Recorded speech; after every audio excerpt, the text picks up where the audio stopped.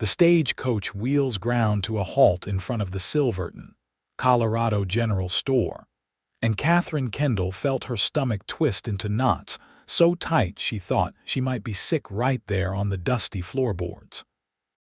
She pressed one gloved hand against the worn leather seat and peered through the small window at the ramshackle buildings lining the dirt street, at the mountains looming in the distance like silent sentinels guarding secrets she wasn't sure she wanted to discover. It was August of 1878, and she had traveled over 1,000 miles from Philadelphia to marry a man whose face she had seen only once in a faded tintype photograph. A man who had promised her security and respectability in his letters written in surprisingly elegant script. Now, sitting in this dusty frontier town with the thin mountain air making her lightheaded, Katherine wondered if she had made the worst mistake of her life. The driver opened the door and extended a weathered hand to help her down. Katherine gathered her dark green traveling dress and stepped onto the street, her boots sinking slightly into the dirt that seemed to cover everything in this place. The air smelled different here, sharp with pine and something metallic she couldn't quite identify. She had expected her intended husband to be waiting, but the only person approaching was a tall man in dusty denims and a worn brown hat. His face shadowed until he stopped directly in front of her and removed his hat with a gesture that seemed almost courtly despite his rough appearance. "Miss Kendall." His voice was deeper than she had expected, with a slight drawl that spoke of years spent under open skies. "I'm Fletcher Armstrong. I know you were expecting Charles Morrison, but I'm afraid there's been some trouble." Katherine felt the blood drain from her face. She had spent her last dollars on the train and stage coach tickets, had burned every bridge in Philadelphia to escape the suffocating expectations of her aunt's household and the unwanted attention of her cousin's business partner. She had nowhere to go back to, and now this stranger with sun-weathered skin and eyes the color of creek water was telling her something had happened to the man who was supposed to be her salvation. "What kind of trouble?" she managed to ask, her voice steadier than she felt. Fletcher looked uncomfortable, shifting his weight from one boot to the other. "Charles took sick about 2 weeks ago. Fever took him 3 days later. I'm real sorry, Miss Kendall. I know this isn't what you traveled all this way to hear." The world seemed to tilt slightly, and Katherine locked her knees to keep from swaying. Dead. Her intended husband was dead, and she was stranded in a Colorado mining town with $17 in her reticule and a trunk full of belongings that suddenly seemed painfully inadequate for whatever came next. "I see," she said, because she had to say something. "Thank you for informing me, Mr. Armstrong. If you could direct me to a respectable boarding house, I'll impose on your time no further." Fletcher replaced his hat and studied her face with an intensity that made her want to look away, but she held his gaze. She had learned in Philadelphia that showing weakness invited predators, and she suspected that lesson applied even more strongly out here, where civilization seemed to be held together with spit and determination. "The boarding house isn't much of a place for a lady on her own," Fletcher said carefully. "Charles was my friend. He talked about you a lot these past few months, showed everyone your letters. He was real excited about you coming here, about starting a life together." He paused, seeming to choose his words with care. "I own a ranch about 5 miles outside of town. It's not fancy, but I've got a housekeeper who lives in the cabin out back, a widow woman named Mrs. Sullivan. She'd be proper chaperone, and it would give you some time to figure out what you want to do next without spending money you probably need to hold on to." Katherine wanted to laugh at the absurdity of it all. She had come west to marry one stranger, and now a different stranger was offering her charity dressed up as hospitality. Every instinct she had developed during 23 years of navigating Philadelphia society told her that accepting help from men always came with strings attached. That kindness was usually a prelude to expectations she had no intention of meeting. "That's very generous, Mr. Armstrong, but I couldn't possibly impose on you in that manner." She kept her voice polite but firm, the same tone she had used countless times to deflect unwanted suitors at tedious social functions. "It's not charity, Miss Kendall." Fletcher's jaw tightened slightly. "Charles left some things at my place, including money he had been saving to fix up his house before you arrived. That money is rightfully yours now, but it's going to take a few days to get the legal matters sorted out with the bank. In the meantime, you need somewhere safe to stay, and I made a promise to Charles that I'd look after you if anything happened to him." "He asked you to promise that?" Katherine heard the skepticism in her own voice. "He was delirious with fever, talking about all kinds of things." "But yeah, he made me swear I'd make sure you were taken care of if he didn't pull through." Fletcher met her eyes squarely. "I don't break promises to dying men, Miss Kendall.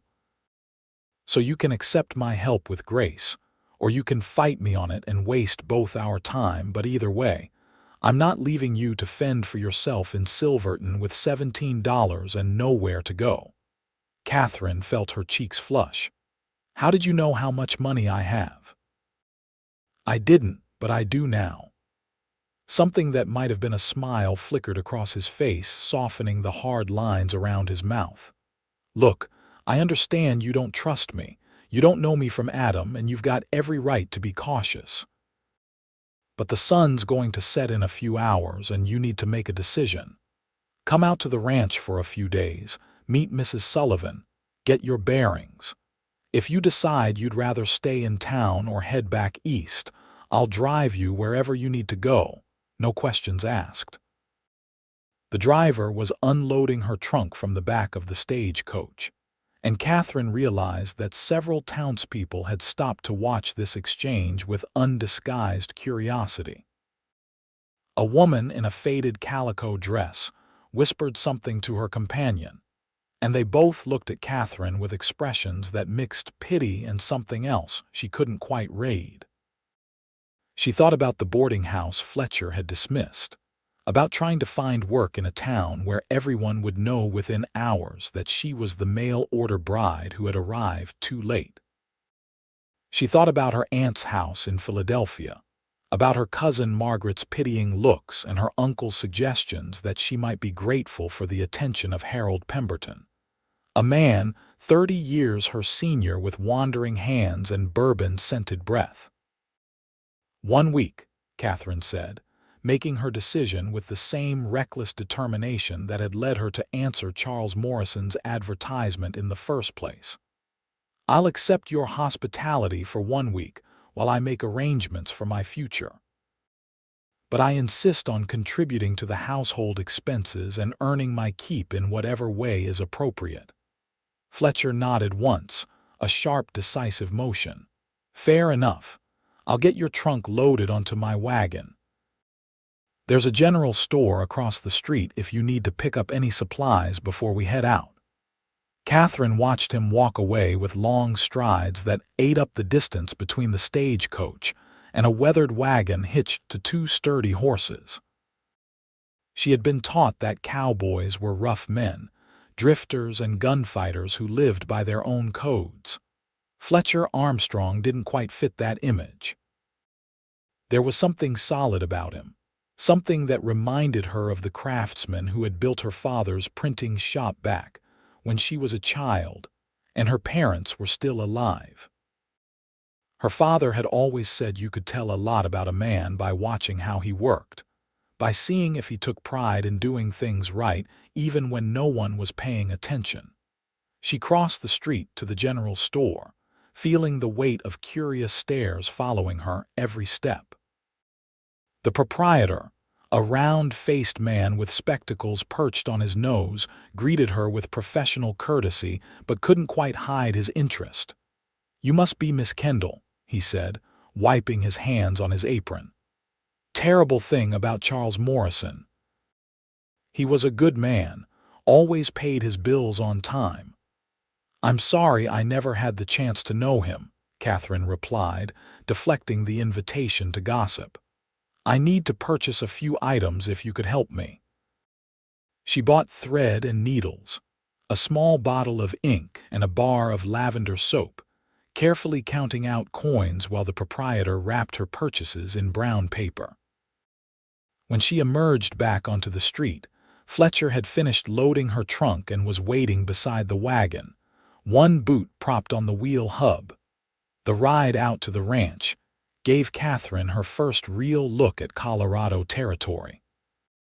The mountains rose up like ancient gods carved from stone and dusted with snow even in August. Stands of aspen and pine clung to the slopes, and wildflowers she couldn't name dotted the meadows they passed. Fletcher didn't try to fill the silence with empty chatter, for which Katherine was grateful. She had endured enough forced conversation during the long journey west, and the quiet allowed her to think. What was she going to do? Charles Morrison's money, once the legal complications were sorted out, might be enough to pay for passage back east or to stake her to a new start somewhere else. But going back felt like admitting defeat, like confirming everything her aunt had said about her being too proud and too particular for her own good. And going to another strange town alone seemed even more daunting than staying here where at least she had some connection, however tenuous, to the man who had wanted to marry her. "Did you know Charles well?" she asked finally, breaking the silence. Fletcher kept his eyes on the rutted road ahead. "Well enough. He worked his claim steady, didn't drink to excess, didn't start fights. He was lonely, I think. Talked a lot about wanting to build something permanent, put down roots. That's why he advertised for a bride." "What about you?" Katherine wasn't sure what made her ask. "Why haven't you advertised for a wife if loneliness is common out here?" "Never found the right words to put in an advertisement," Fletcher said after a moment. "How do you sum up what you're looking for in a partner in a few lines that'll fit in a newspaper?" How do you know the woman who answers isn't just desperate to escape whatever situation she's running from? Katherine felt the barb even though she suspected he hadn't intended it that way. "Is that what you think I was doing? Running from something?" "I don't think anything about you, Miss Kendall, because I don't know you." Fletcher glanced at her briefly before returning his attention to the horses. "But most people who pull up stakes and travel 1,000 miles to marry a stranger are running from something, running towards something, or both." "That's not a judgment, just an observation." "And which were you?" Katherine asked. "Running from or running toward when you came here?" "Both." Fletcher's voice was quiet. "I fought in the war, spent some time afterward trying to go back to the farm where I grew up in Missouri. But the farm was gone, burned during the fighting, and my parents had died while I was away. Couldn't see much point in staying in a place full of ghosts, so I headed west looking for somewhere that didn't have memories attached to every corner." Katherine absorbed this information, filing it away with the other small details. She was learning about this man who had inserted himself into her life so unexpectedly. He had fought in the war, which meant he was probably in his early to mid-30s. He had owned a farm, or his parents had, which meant he understood the kind of work required to coax life from stubborn earth. And he carried loss with him the way she did, like a weight that never quite went away but became part of who you were. The ranch appeared as they crested a small rise, nestled in a valley with a creek running silver through the grassland. The house was larger than Katherine had expected, built from logs chinked with what looked like fresh mortar. A barn and several outbuildings stood nearby, all showing signs of careful maintenance. Horses grazed in a fenced pasture, and she counted at least 30 head of cattle scattered across the valley floor. "You've built something substantial here," Katherine observed, unable to keep a note of surprise from her voice. "It's taken 5 years and more work than I care to remember," Fletcher said, and she heard quiet pride beneath the matter-of-fact words. "But yeah, it's something I can point to and say I made that. I built that with my own hands." A woman emerged from a smaller cabin set back from the main house, wiping her hands on her apron as she approached.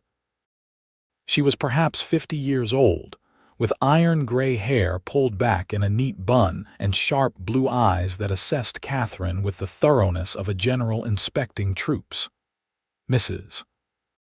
Sullivan, this is Miss Katherine Kendall," Fletcher said, climbing down from the wagon and then extending a hand to help Katherine descend. "Miss Kendall, this is Sarah Sullivan.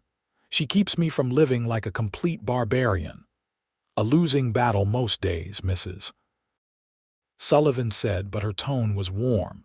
She turned to Katherine with a gentler expression. "You poor dear.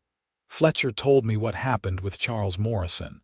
You've had a terrible shock, and here you are being hauled out to a ranch in the middle of nowhere. Come inside and I'll make tea. Fletcher, bring Miss Kendall's trunk into the guest room and then make yourself scarce while we ladies get acquainted." Katherine found herself being ushered into the main house before she could formulate a response. The interior was surprisingly well appointed, with furniture that showed quality craftsmanship and floors that gleamed with fresh polish. A stone fireplace dominated one wall of the main room, and the kitchen area was equipped with a proper cast iron stove and neatly organized shelves. "Fletcher built most of the furniture himself during the winters," Mrs. Sullivan explained, following Katherine's gaze. "Turns out he has a talent for woodworking. Now sit yourself down and tell me honestly how you're holding up, because you look about ready to collapse." The kindness in her voice nearly undid Katherine's composure. She sat at the sturdy kitchen table and accepted a cup of tea, wrapping her hands around the warm ceramic and focusing on that small comfort while she tried to organize her thoughts. "I don't know what I'm doing here," Katherine admitted quietly.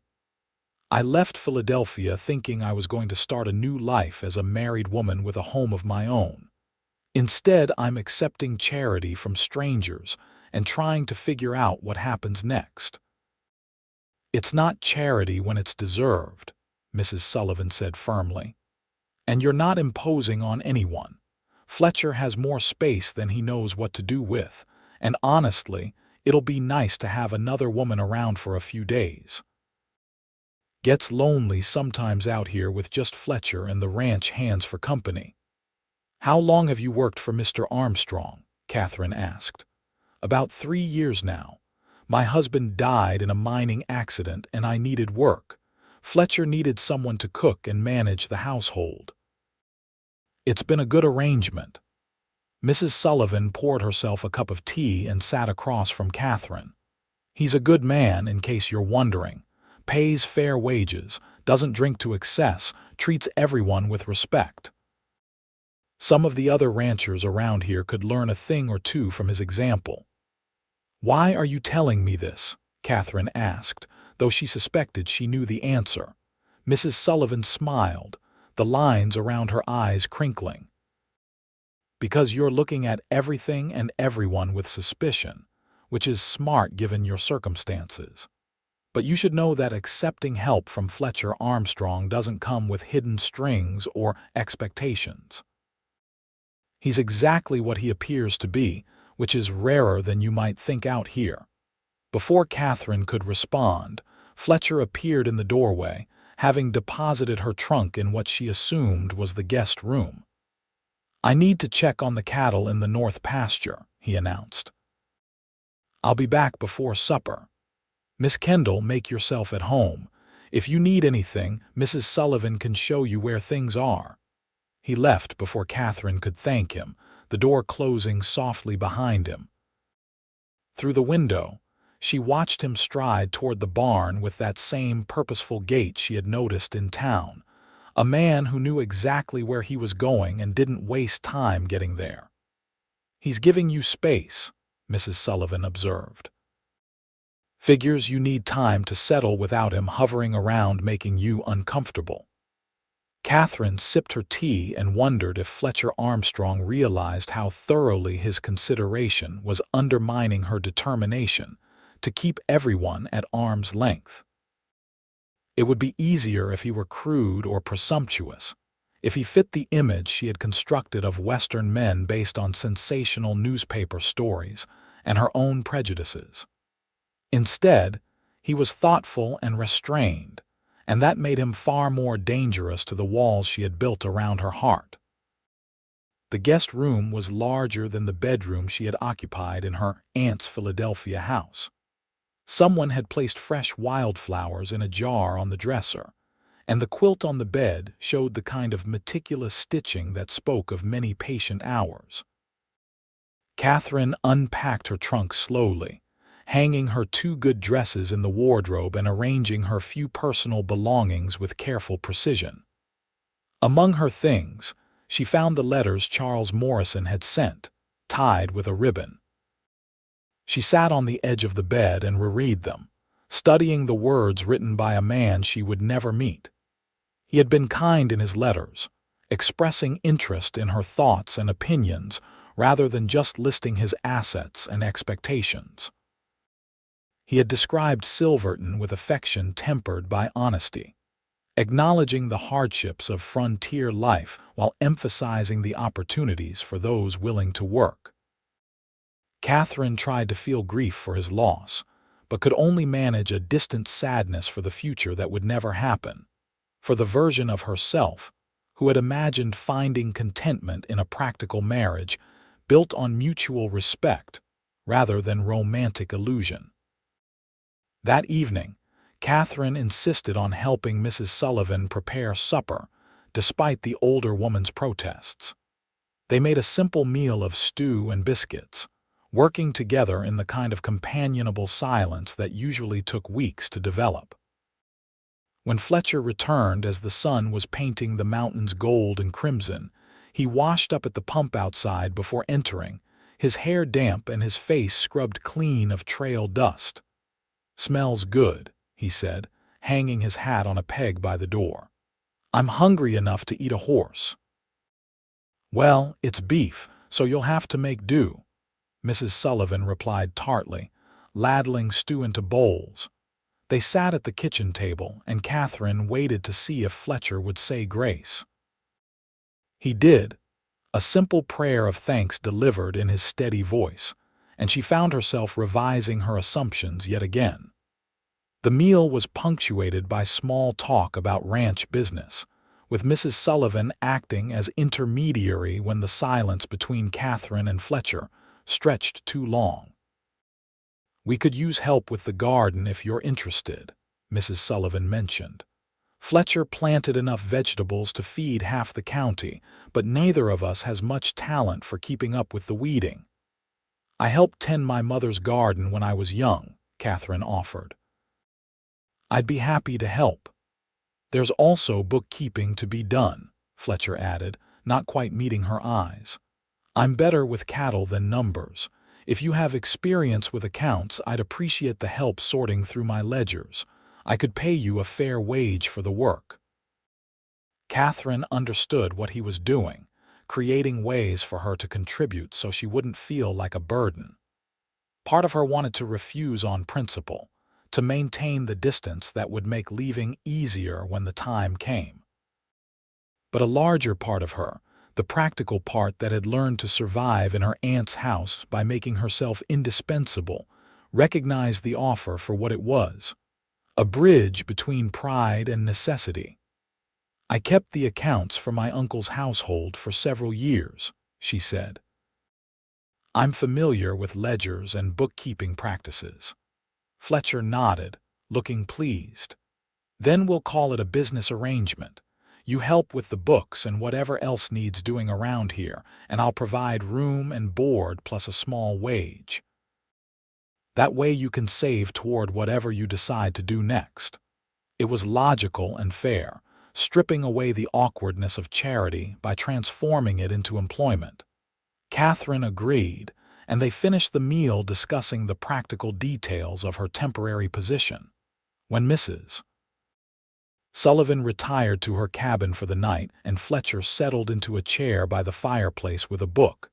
Katherine excused herself to the guest room, pleading exhaustion from the journey. She lay awake for hours, listening to the unfamiliar sounds of the Colorado night. Coyotes yipped in the distance, and something rustled in the grass near the house. The silence between sounds was profound, so different from the constant noise of Philadelphia streets. She thought about Charles Morrison dying of fever while she was still traveling west, about Fletcher Armstrong making promises to a delirious man, about the strange turn her life had taken. Eventually, exhaustion won over anxiety and she slept. The next week fell into a pattern that surprised Katherine with its comfort. She woke early, helped Mrs. Sullivan with breakfast, and then spent the morning working in the garden or tackling Fletcher's chaotic bookkeeping. The ranch accounts were a mess of scattered receipts and half-recorded transactions, and organizing them appealed to the part of her that craved order in chaos. Fletcher would disappear after breakfast to work the ranch, returning for the midday meal dusty and tired but always polite, always careful to maintain proper distance. He didn't push her to talk about her past or her plans, didn't ask intrusive questions or make her feel like she owed him explanations. Instead, he answered her questions about the ranch operations with patience, explaining how he had built his herd and negotiated contracts with the mining companies in Silverton for beef. She learned that he employed 3 ranch hands who lived in a bunkhouse near the barn, men who tipped their hats respectfully when they saw her, but kept their distance, following what she suspected were Fletcher's instructions. On the 4th day, Fletcher asked if she wanted to ride out to the north pasture to see the full scope of the ranch. Katherine hadn't been on a horse since childhood, but she agreed, donning her oldest dress and borrowing a wide-brimmed hat from Mrs. Sullivan. Fletcher provided a gentle mare named Daisy and adjusted the stirrups for her legs, his hands quick and efficient, never lingering longer than necessary. The ride gave Katherine a new perspective on Fletcher's achievement. The ranch stretched across hundreds of acres of valley and foothill, with natural springs providing water and grass growing thick enough to support a substantial herd. Fletcher pointed out the boundaries of his land, explaining how he had filed his claims and purchased additional parcels from miners who had given up looking for silver. Most men around here are looking for the big strike, the lucky find that'll make them rich overnight, he said, sitting easy in his saddle as they paused on a rise overlooking the valley. But I'd rather build something that'll last, something that provides steady income year after year. Maybe that makes me unambitious by frontier standards. It makes you smart, Katherine replied. My father used to say that slow and steady building creates foundations that can weather any storm. The men who chased quick riches in his business were usually the ones who ended up bankrupt when times got hard. Your father was in business? Fletcher asked, his tone making it clear he was genuinely interested rather than just making conversation. He owned a printing shop in Philadelphia. He taught me to read before I was 5, let me help with small jobs around the shop when I got older. He used to say that learning a trade was better insurance than learning to simper and flutter a fan. Katherine smiled at the memory. My mother was more conventional, but she supported his ideas about educating me. They both died when I was 12, yellow fever outbreak. That's rough. Fletcher's voice held genuine sympathy. So you went to live with your aunt, my mother's sister. She took me in out of duty rather than affection, I think. Made it clear I was expected to be grateful and not cause trouble. When I turned 23 without having secured a suitable husband, she started suggesting I might want to consider becoming a companion to an elderly widow or perhaps a governess. Katherine paused, surprised at how easily the words were flowing. The mail-order bride advertisement seemed preferable to either of those options. Fletcher was quiet for a moment, his gaze on the distant mountains. Seems like we both ended up out here because the places we came from didn't have room for us anymore. It was an observation Katherine couldn't argue with, and the recognition that they shared common ground in their displacement created a small crack in the protective walls she had been maintaining. She found herself wondering what it would be like to stay here, to make a life in this valley where the air was so clean it almost hurt to breathe, and the mountains seemed to promise something she couldn't quite name. That evening, after supper, Fletcher brought out his ledgers and sat with Katherine at the kitchen table, answering questions about his filing system and explaining various transactions. They worked by lamplight until Mrs. Sullivan scolded them both for straining their eyes, and Katherine realized with some surprise that she had enjoyed the collaboration, the challenge of creating order from confusion. The promised week stretched into a second week with no discussion of her departure. Katherine told herself she was just being practical, that she was building up her savings and gathering information before making her next move. But truthfully, she was finding it harder each day to imagine leaving. The ranch had begun to feel less like a temporary refuge and more like something dangerously close to home. She noticed other things too, details about Fletcher that accumulated like evidence in a case she wasn't sure she wanted to prosecute. The way he always checked to make sure Mrs. Sullivan and Katherine had their portions of food before serving himself. How he spoke to his ranch hands with respect, treating them like valued partners rather than hired help. The careful way he handled injured animals, his large hands surprisingly gentle when he doctored a horse with a cut leg or relocated a bird's nest that had fallen from the barn rafters. One afternoon, Katherine was hanging laundry behind the house when she heard raised voices from the direction of the barn. She walked around the building to find Fletcher facing down a man she recognized as Thomas Grant, whose ranch bordered Fletcher's to the east. Grant was red-faced and aggressive, his hand resting on the gun at his hip in a way that made Katherine's stomach clench with fear. "I'm telling you, Armstrong, those cattle with my brand were on your land for a reason. Either you bought stolen livestock or you changed the brands yourself." Grant's voice was loud enough to carry across the yard. "And I'm telling you that I bought those 3 head from Martin Sawyer in town with a proper bill of sale. If Sawyer sold me stolen cattle, that's between you and him, but I had no knowledge of any wrongdoing." Fletcher's voice was calm but firm, his posture relaxed despite the implied threat. "You calling me a liar?" Grant stepped closer, his jaw jutting forward pugnaciously. "I'm saying there's been a misunderstanding and we can sort it out like reasonable men." Fletcher didn't back up or reach for his own gun, though Katherine could see he wore one. "Come into the house and I'll show you the bill of sale. If there's a problem with the cattle, we'll take it to the sheriff and let him investigate Sawyer's dealings." Grant looked like he wanted to push the confrontation further, but Fletcher's steady demeanor seemed to deflate his aggression. "Fine. But if those papers don't satisfy me, we're not done with this." Katherine retreated quickly, not wanting to be caught watching, but she listened from the kitchen as Fletcher showed Grant his records. The other rancher left eventually, still muttering threats, and Fletcher came into the house looking tired. "Trouble?" Katherine asked, pouring him a cup of coffee. "Nothing that won't blow over."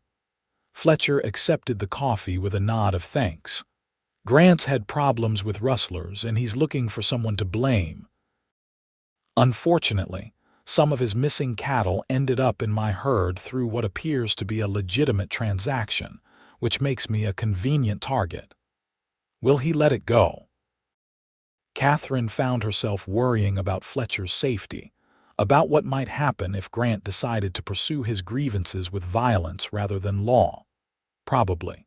He's not a bad man, just frustrated and scared about losing his livelihood.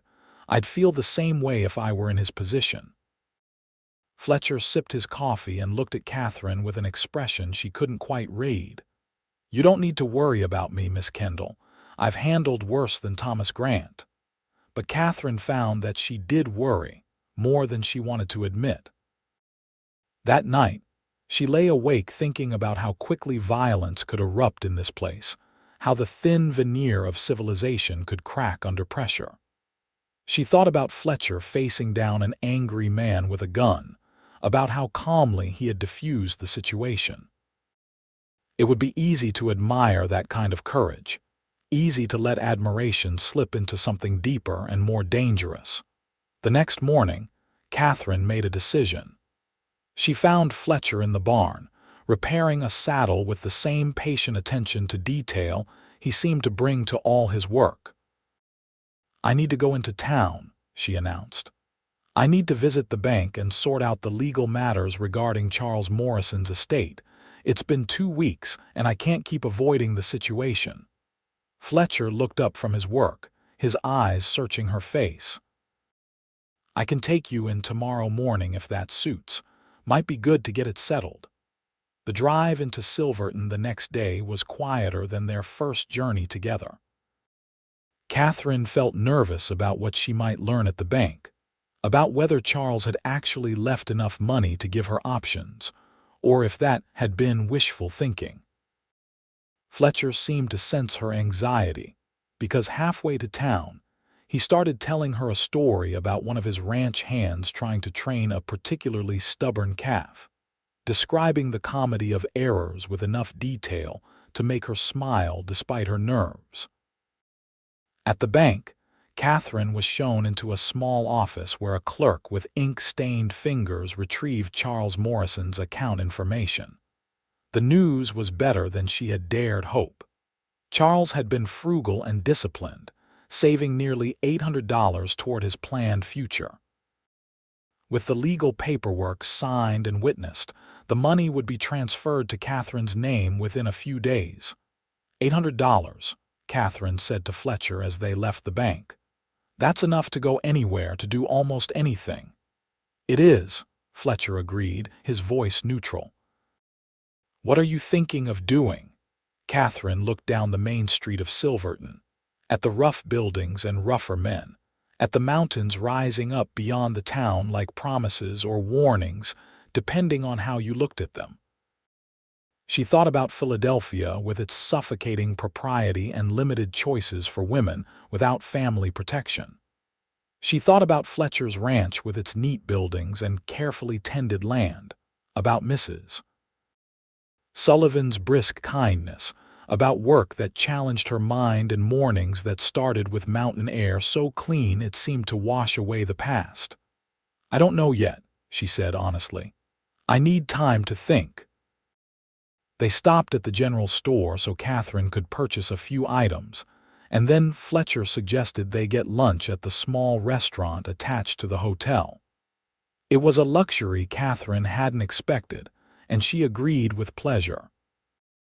The restaurant was simple but clean, and the proprietor's wife served them plates of fried chicken and potatoes with a smile that seemed genuinely welcoming. "You're settling in well out at Fletcher's place?" the woman asked Katherine while pouring coffee. "Yes, thank you. Everyone has been very kind." Katherine was aware of other diners listening to their conversation with interest. "Good to hear. Fletcher's a good man, deserves to have good things come his way."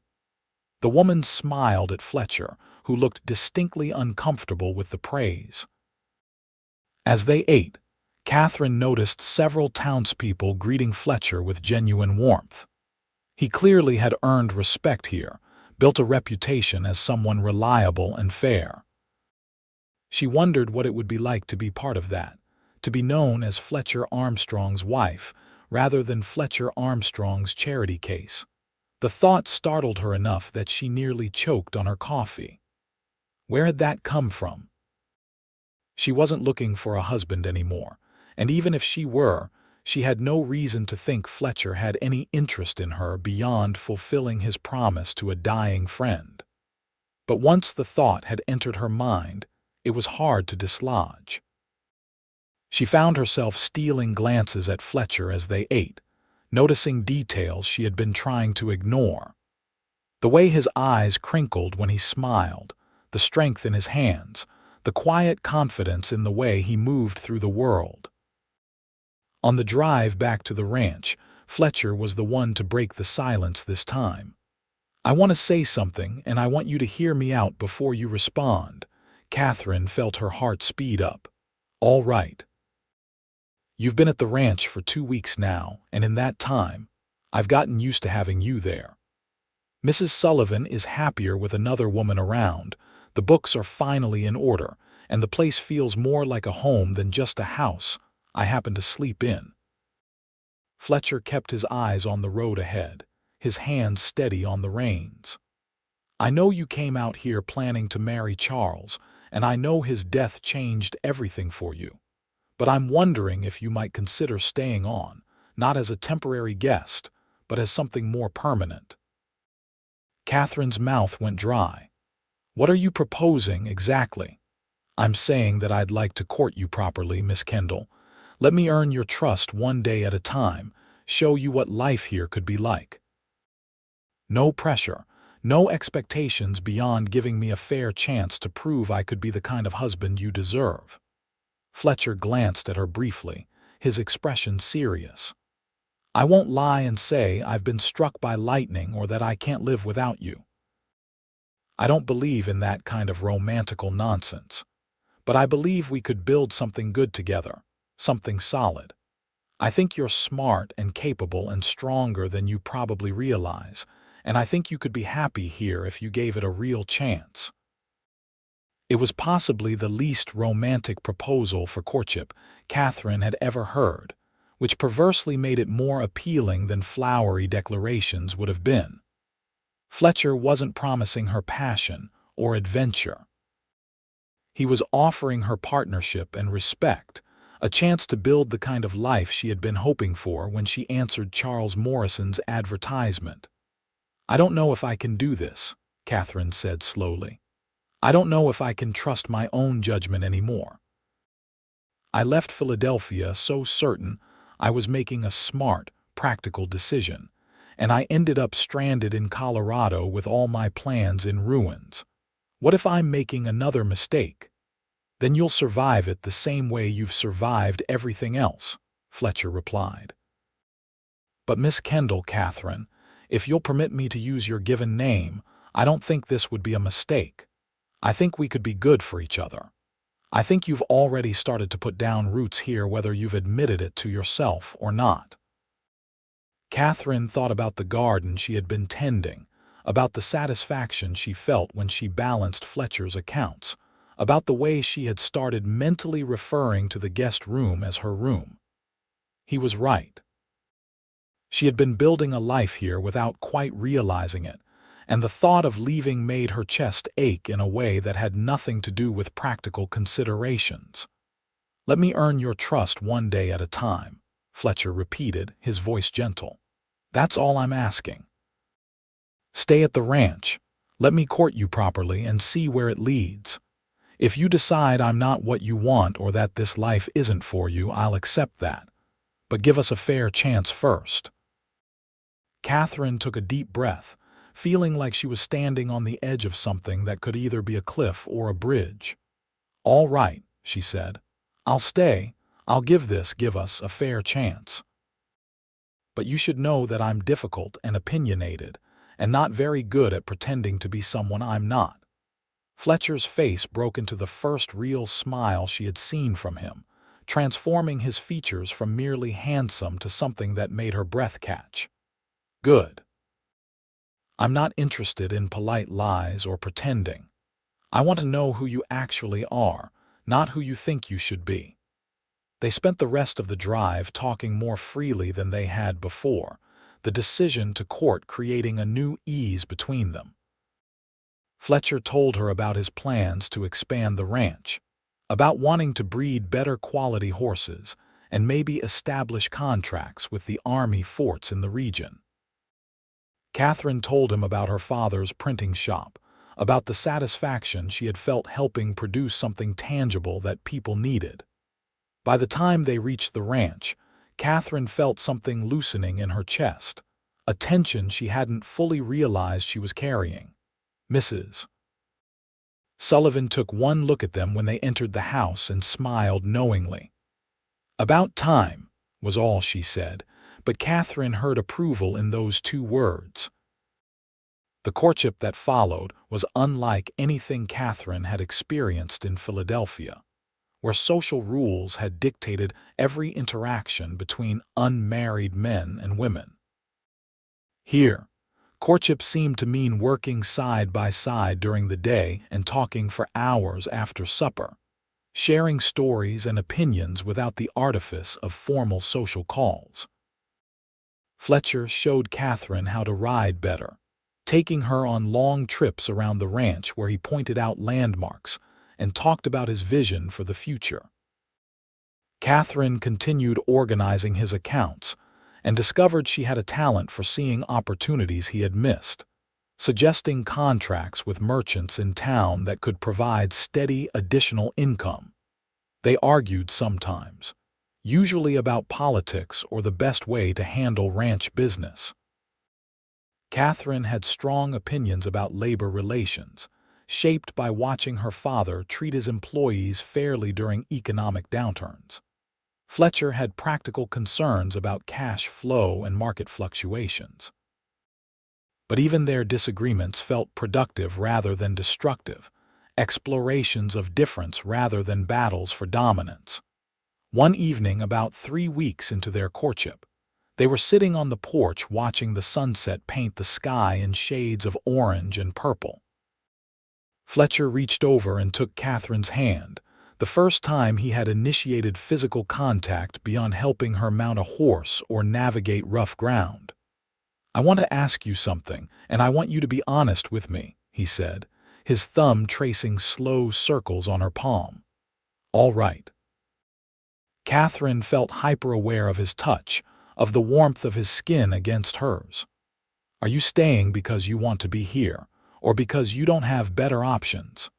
Fletcher's voice was careful, but she heard the vulnerability beneath the question. Katherine turned to look at him directly.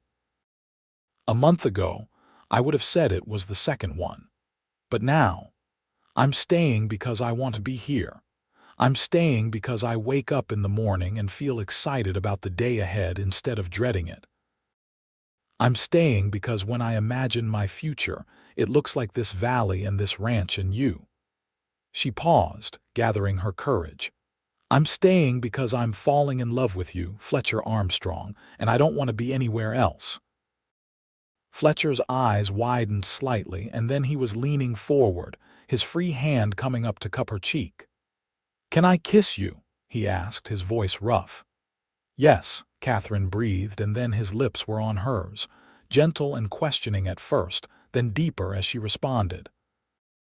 It was everything a kiss should be, and nothing like the clumsy attempts by Philadelphia suitors who had seemed more interested in conquest than connection. This kiss felt like a promise, like coming home, like the beginning of something real and lasting.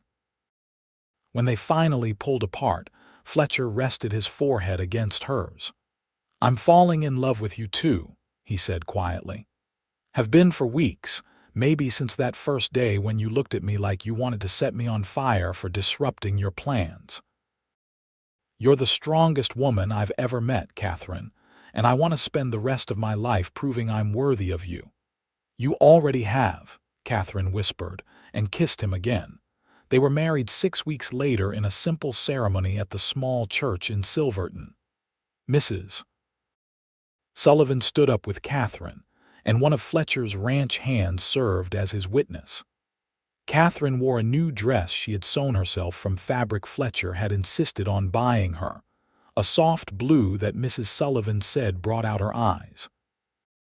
Fletcher wore a new shirt and his best boots, his hair freshly cut, and his face showing the nervous pride of a man who couldn't quite believe his good fortune. The preacher spoke about the sanctity of marriage and the importance of mutual respect and partnership, words that resonated with Katherine in a way that more flowery, romantic language wouldn't have. When Fletcher slipped a simple gold band onto her finger and spoke his vows in that steady voice she had come to love, Katherine felt tears prick her eyes. This was real. This was happening. She was becoming Katherine Armstrong, wife of a Colorado rancher, and instead of feeling trapped, she felt liberated. The wedding dinner was held at the ranch with neighbors and friends invited. Katherine met ranchers and merchants, miners and their wives, people who were building lives in this harsh, beautiful place. They welcomed her warmly, apparently having decided that anyone Fletcher Armstrong chose to marry must be worth knowing. Thomas Grant even showed up, somewhat sheepishly apologizing for his earlier behavior and presenting them with a set of silver spoons as a wedding gift. "Belonged to my late wife," Grant explained gruffly. "She'd want them to go to a good home." Katherine thanked him graciously, understanding that this was his way of making peace, and the evening continued with music and dancing and more food than seemed possible to consume. Mrs. Sullivan had outdone herself with the cooking, aided by several ranchers' wives who had apparently decided that Katherine's arrival was cause for celebration. As the evening wound down and the guests departed, Fletcher drew Katherine aside. "I need to tell you something before tonight," he said, looking uncharacteristically nervous. "What is it?" Katherine felt her own nerves flutter. They had discussed the practical aspects of marriage in general terms, but specific details had been left politely vague. "I want you to know that I have expectations but no demands," Fletcher said carefully. "Tonight or any night, I want our marriage to be a partnership in all things, and that means you always have a voice in what happens between us. I'll never force you or make you feel like you owe me anything." Katherine felt a rush of love for this careful, thoughtful man who was trying so hard to do right by her. "Fletcher, I'm nervous because this is all new to me, but I'm not afraid. I trust you." "Yeah." He looked at her with such hope that she had to smile. "Yeah. So let's stop talking and go start our marriage properly." Katherine took his hand and led him toward the house, leaving the last of the guests to Mrs. Sullivan's capable supervision.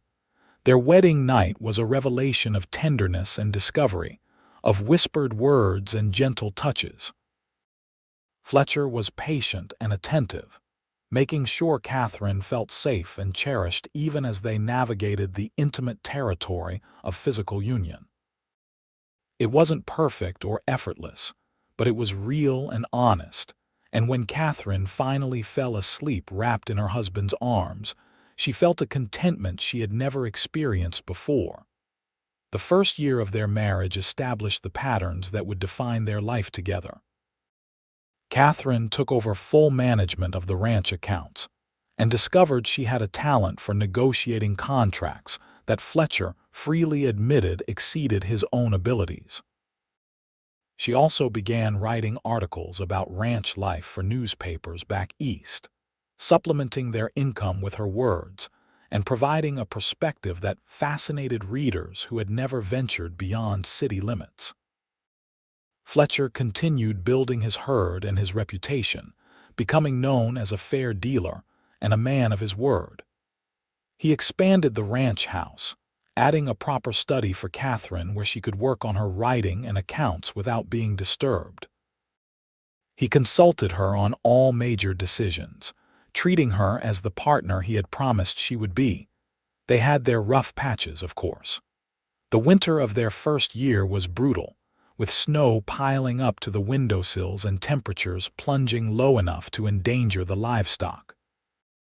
Katherine learned what it meant to be a rancher's wife during those hard months, helping Fletcher and the ranch hands dig paths through snowdrifts and nursing frostbitten cattle. There were nights when Fletcher came in so exhausted he could barely speak, and Katherine learned to measure love not just in words but in hot meals and warm fires, and simply being present through the hardship. Spring brought flooding when the snowmelt swelled the creek beyond its banks, washing out fences and scattering cattle. They lost 3 head to the flood and spent weeks repairing damage, but Katherine found that working side by side with Fletcher through crisis deepened their bond in ways that easy times never could. In the summer of their 2nd year, Katherine realized she was pregnant. She told Fletcher one evening as they sat on the porch watching the sunset, the ritual that had become their favorite time together. "I saw the doctor in town today," she said, her hand resting on her still flat stomach. "He confirmed what I suspected. We're going to have a baby around Christmas." Fletcher's face went through a rapid succession of expressions: shock, joy, terror, and finally settling on something like awestruck wonder. "A baby," he repeated. "We're going to be parents." "Are you happy about it?" Katherine asked, suddenly uncertain. Fletcher pulled her close, his arms wrapping around her with gentle security. Happy doesn't begin to cover it. Terrified, excited, grateful, all of those things together. "We're going to have a baby, Katherine. We're going to be a family." The pregnancy progressed smoothly through the summer and fall. Fletcher became even more protective, trying to prevent Katherine from doing any heavy work until she threatened to hit him with a frying pan if he tried to coddle her one more time. Mrs. Sullivan mediated, convincing Fletcher that Katherine was healthy and strong, but also persuading Katherine to accept help with the more strenuous tasks. Their son was born on a snowy December night, with Mrs. Sullivan serving as midwife and Fletcher pacing anxiously in the next room. The labor was long and difficult, testing Katherine's strength in ways she hadn't anticipated. But when Mrs. Sullivan finally placed the squalling, red-faced infant in her arms and Fletcher came in looking like he might faint from relief, Katherine felt a joy so profound it seemed to reshape her understanding of what love meant. They named him James, after Katherine's father, and he had Fletcher's creek water eyes and Katherine's dark hair. Fletcher held his son with the same careful tenderness he brought to everything important, his large hands cradling the tiny body as if James were made of spun glass. "He's perfect," Fletcher whispered, his voice thick with emotion. "You're amazing, Katherine. You're the strongest person I've ever known." Motherhood transformed Katherine in ways she hadn't expected. She had always been competent and organized, but now those traits took on new urgency as she navigated the challenges of caring for an infant while still managing ranch business. Fletcher was a devoted father, taking James with him on short trips around the ranch as soon as the baby was old enough to sit propped in a sling.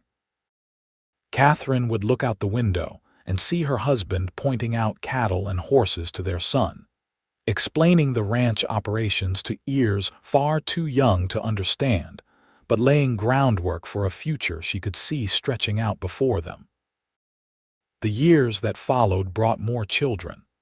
Elizabeth born 2 years after James, with her mother's determination and her father's smile, and then Samuel 3 years after that, arriving with a lusty cry that suggested he intended to make his presence known. The ranch house expanded again to accommodate their growing family, with Fletcher and his ranch hands building additions that transformed the original log cabin into a sprawling home full of laughter and noise. Katherine continued her writing, now focusing on articles about women's experiences in the West and the challenges of raising children on a frontier ranch. Her work gained a following, and she began receiving letters from women back east who were considering mail-order marriages or wondering what life beyond city limits might offer. Katherine answered them honestly, never sugarcoating the hardships, but also conveying the satisfaction of building something real with your own hands.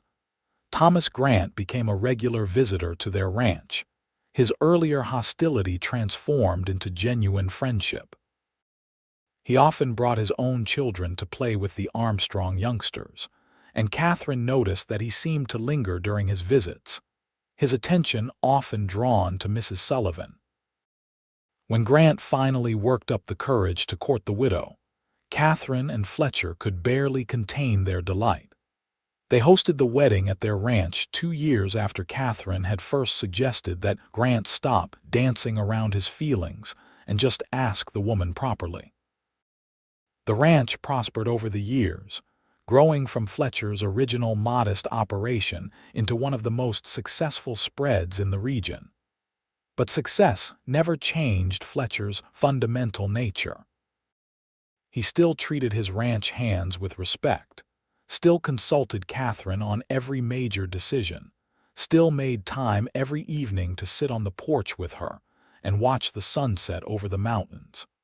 On their 10th wedding anniversary, Fletcher presented Katherine with a leather-bound journal. Inside the front cover, he had written, "For recording the story we're still writing together." "I thought maybe you'd want to write it all down," Fletcher explained. "Everything from that first day when you stepped off the stagecoach looking like you wanted to murder someone to now. Our story, for our children and grandchildren someday." Katherine ran her fingers over the smooth leather, feeling tears prick her eyes. "It's perfect. Though I should note that I wanted to murder the universe in general that day, not anyone in particular." Fletcher laughed, the sound warm and rich. "Fair enough. But you gave me a chance, gave us a chance, and I'll be grateful for that every day of my life." "You earned my trust one day at a time," Katherine replied, echoing his words from that long-ago wagon ride. "And you've never stopped earning it, never stopped being the man I fell in love with." They stood on the porch of their home, surrounded by the land they had worked together, listening to the sounds of their children playing in the yard. James, now 9 years old, was teaching his younger siblings how to rope a fence post, his patient instruction reminiscent of his father. Elizabeth was correcting her brother's technique with the bossy confidence Katherine recognized from her own childhood. Samuel, the baby at 4 years old, was mostly just tangling himself in rope and laughing. Katherine leaned against Fletcher's solid warmth and thought about the journey that had brought her here. She thought about that frightened woman who had stepped off the stagecoach expecting one future and found something entirely different. She thought about doubt and trust, about taking chances and building foundations, about love that grew from respect and partnership rather than dramatic gestures. "Do you ever wonder what your life would have been like if Charles Morrison hadn't gotten sick?" Fletcher asked quietly, as if reading her thoughts. Katherine considered the question seriously, as she always did when Fletcher asked her something important. "Sometimes," she admitted. "I think I would have had a good life with him. He seemed kind and thoughtful in his letters, but it wouldn't have been this life, and I can't imagine wanting anything other than what we've built together." "Even with the hard parts," Fletcher pressed. "The brutal winters and difficult births and endless work." "Especially with the hard parts," Katherine said firmly. "The hard parts are what make the good parts meaningful. I learned that from you, from this place. I learned that I'm strong enough to handle whatever comes, and I learned that I don't have to handle it alone." Fletcher kissed the top of her head, his arms tightening around her. "I love you, Katherine Armstrong. I loved you when you were Katherine Kendall looking at me with suspicion and doubt.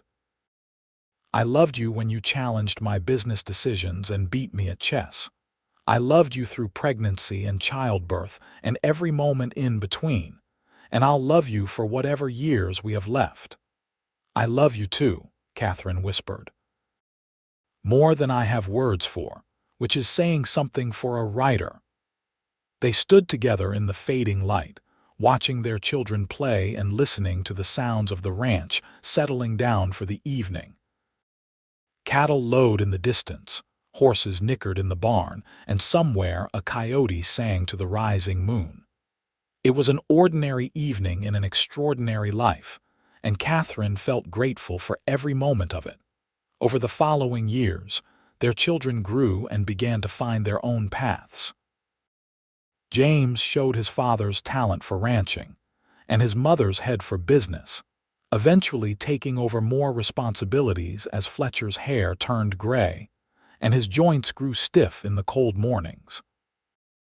Elizabeth surprised everyone by developing a passion for medicine, studying with the doctor in Silverton, and eventually establishing herself as a skilled healer in her own right. Samuel inherited his mother's love of words, writing stories about the West that balanced romanticism with hard-earned truth. Fletcher and Katherine became grandparents, then great-grandparents, watching their family tree branch and grow in ways they had never imagined that first day in Silverton.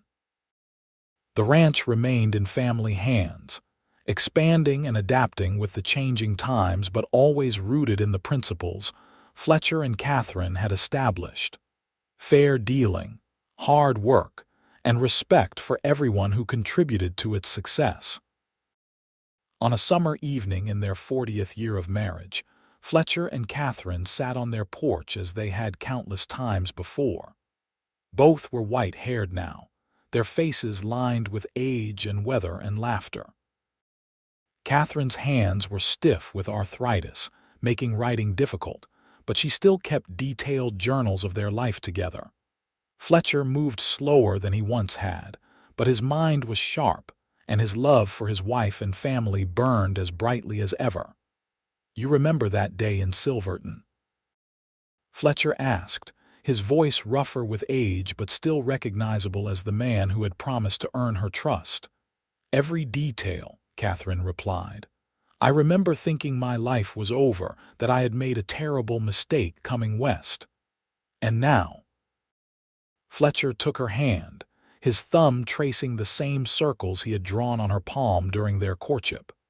"Now I know it was the best mistake I ever made. The universe had different plans than I did, and for once, the universe knew better." Katherine squeezed his hand gently. "You gave me time to trust you, Fletcher. You earned it one day at a time, exactly like you promised." "Best promise I ever made," Fletcher said. "Best decision I ever made was asking you to stay, to give us a chance." They sat in comfortable silence, watching the sun paint the mountains in shades of gold and crimson, just as they had done thousands of times before. Their children and grandchildren were scattered across the ranch and beyond, living lives shaped by the foundation Fletcher and Katherine had built together. The land they had worked together stretched out before them, a testament to partnership and perseverance. Katherine thought about the journal Fletcher had given her years ago, now filled with the story of their life together. She thought about the woman she had been when she first arrived in Silverton, frightened and doubtful and trying to be brave. She thought about the woman she had become, shaped by this land and this man and the life they had chosen to build together. "I would do it all again," she said suddenly. "Every hard winter, every difficult moment, every challenge, I would choose this life every single time." Fletcher brought her hand to his lips, kissing her knuckles with the same tenderness he had shown her throughout their marriage. "As would I. You're the great adventure of my life, Katherine Armstrong, the best thing that ever happened to me." As the sun set over the Colorado mountains and the stars began to emerge in the darkening sky, Fletcher and Katherine remained on their porch, holding hands and watching the night arrive. Their story, which had begun with doubt and uncertainty, had become a testament to the power of trust earned slowly, of love built on foundation of respect and partnership. They had created a legacy that would endure long after they were gone, written in the land they had worked, the children they had raised, and the love that had sustained them through 40 years of marriage. The mail-order bride who had arrived with doubt had found something better than the security she had been seeking. She had found a home, a partner, and a love that had grown deeper with every passing year. And the cowboy who had promised to earn her trust one day at a time had kept that promise every single day of their life together, proving that the best romances were built not on lightning strikes but on steady devotion and the quiet heroism of showing up for each other day after day, year after year, until the end of their days.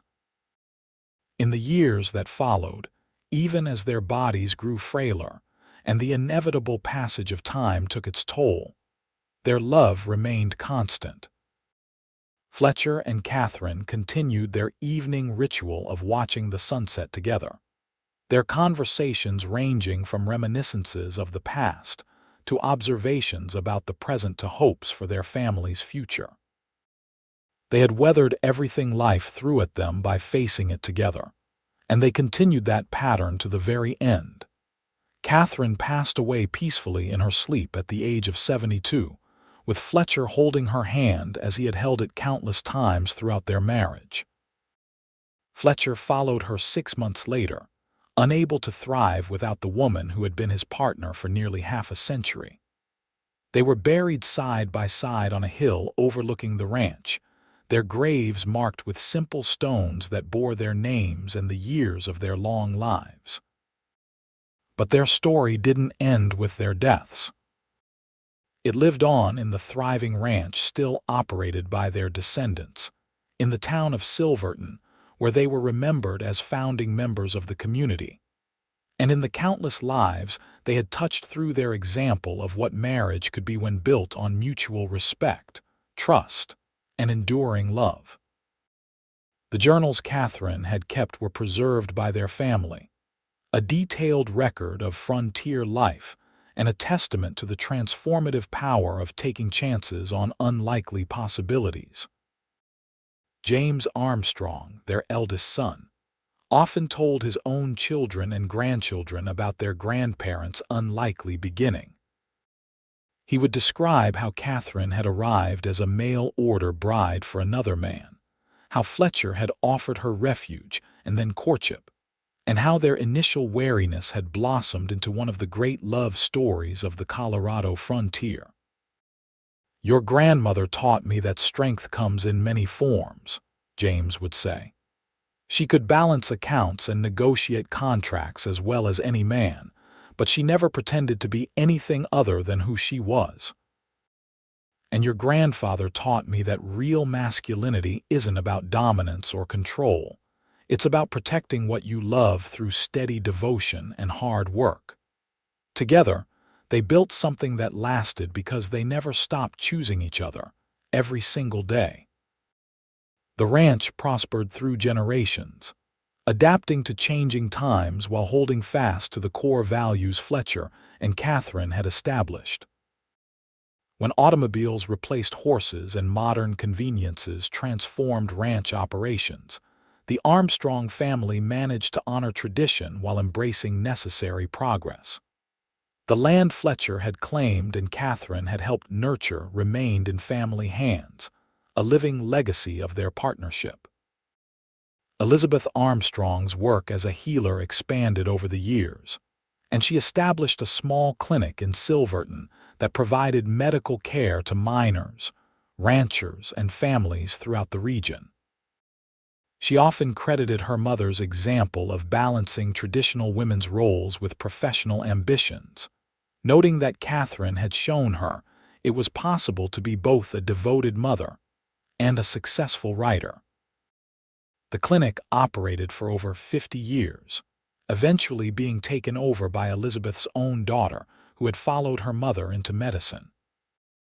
Samuel Armstrong's stories about the West gained significant recognition, published in magazines, and eventually collected in books that found audiences across the country. His most famous work was a fictionalized version of his parents' courtship, changed enough to protect their privacy, but true to the spirit of their story. The novel became a bestseller and introduced thousands of readers to the idea that frontier romance could be about partnership and respect rather than just dramatic passion. Samuel always insisted the dedication. "For my parents, who taught me what love looks like when it's real." The Armstrong family reunions, held annually at the ranch, became legendary events that drew relatives from across the country. During these gatherings, the family would visit Fletcher and Catherine's graves, sharing stories and ensuring that each new generation understood the foundation their ancestors had built. The great-great-grandchildren who never knew Fletcher and Catherine personally still grew up hearing stories about the mail-order bride who arrived with doubt and the cowboy who earned her trust one day at a time. The legacy extended beyond just the Armstrong family.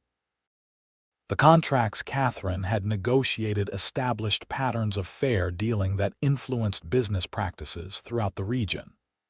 The reputation for integrity that Fletcher had cultivated became associated with the Armstrong name, opening doors and creating opportunities for his descendants. The articles Catherine had written about frontier life were rediscovered by historians decades later, providing valuable first-hand accounts of women's experiences in the developing West. Mrs. Sullivan, who had lived to the remarkable age of 87, had often spoken about the privilege of watching Fletcher and Catherine's love story unfold from its uncertain beginning to its triumphant continuation. In her final years, living in comfort provided by the Armstrongs who had never forgotten her kindness, she told anyone who would listen that she had never seen two people more perfectly suited to each other, even if it had taken them a while to realize it themselves. Thomas Grant and his wife Sarah, the former Mrs. Sullivan, had their own enduring marriage that lasted 32 years before Grant's death. Sarah had often laughed about how she and Catherine had both found love in unexpected places, both with men patient enough to let trust develop at its own pace. The friendship between the Grant and Armstrong families endured for generations, with marriages between the families cementing bonds that had started with suspicion and hostility. The town of Silverton itself grew and changed over the decades, transforming from a rough mining camp into an established community and eventually into a small city. Through all those changes, the Armstrong family remained integral to the town's identity. The Armstrong Building, constructed by James Armstrong in honor of his parents, housed businesses and offices that contributed to Silverton's economy for over a century. The building's cornerstone bore an inscription chosen by James, "Built on foundations of trust and partnership, 1895. In the library established by Elizabeth Armstrong in 1902, a special collection preserved Catherine's journals and published articles, making them available to researchers and anyone curious about frontier history. Students and scholars came from universities across the country to study these first-hand accounts, finding in Catherine's words a complexity and nuance often missing from other historical records. Her observations about gender roles, economic development, and the daily realities of ranch life provided invaluable insights into 19th-century Western life. The ranch itself became a historical landmark in the 20th century, preserved by Armstrong descendants who continued to operate it as a working ranch while also offering educational programs about frontier history. Visitors could tour the original house where Fletcher and Catherine had lived, see the additions Fletcher had built as their family grew, and walk the land they had worked together. The porch where they had spent countless evenings watching the sunset became a popular spot for marriage proposals, with couples seeking to capture some of the magic of Fletcher and Catherine's enduring love. On the 100th anniversary of Catherine's arrival in Silverton, The town held a celebration honoring her memory and the broader history of mail-order brides in the American West. Historians gave talks contextualizing the phenomenon within 19th-century migration patterns and marriage customs. Armstrong family members shared stories passed down through generations, painting a picture of Katherine as a complex woman who had navigated difficult circumstances with intelligence and courage. During the celebration, one of Katherine's great-great-granddaughters, herself named Katherine in honor of her ancestor, gave a speech that captured the essence of the family's founding story. "My great-great-grandmother came west expecting one future and found something entirely different," she said to the assembled crowd. She could have retreated in fear or bitterness, could have seen Fletcher's offer of help as charity to be refused. Instead, she chose courage. She chose to give trust a chance to develop, to give love time to grow. And in making that choice, she didn't just change her own life. She created a legacy that has shaped all of us, her descendants, teaching us that the best things in life are built slowly, with patience and devotion and daily recommitment to partnership.